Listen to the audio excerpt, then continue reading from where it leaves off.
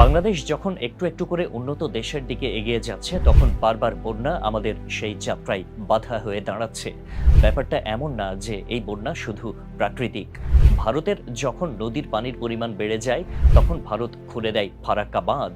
যে ফারাক্কা বাঁধ নিয়ে আজ আমরা এত প্রতিবাদ করি, সেই ফারাক্কা বাঁধের বিরুদ্ধে সবচেয়ে বেশি সোচ্চার ছিলেন মজলুম নেতা মাওলানা আব্দুল হামিদ খান ভাসানী। তার বেঁচে থাকাকালীন তিনি ফারাক্কা বাঁধের বিরোধিতা করেছিলেন। তিনি জানতেন এই ফারাক্কা একদিন আমাদের মরণ ফাঁদ হবে। সেই কথাগুলো বলেছিলেন মজলুম জননেতা মাওলানা আব্দুল হামিদ খান ভাসানী। বিশ্ব ইতিহাসের একজন অবিসংবাদিত মহানায়ক মাওলানা আব্দুল হামিদ খান ভাসানী একবার চীন থেকে ফিরতি পথে পাকিস্তানে নেমেছিলেন ভাসানী। মেয়র এক নাগরিক সংবর্ধনা দিয়েছিলেন তাকে। ভাসানীর মাথায় তালের টুপি আর পরনে লুঙ্গি, স্টেজে উঠলেন ভাষণ দিতে। ভাসানীর সুরত দেখে দর্শক শ্রোতাদের মধ্যে গুনগুন মন্তব্য, এত মিসকিন হ্যায়।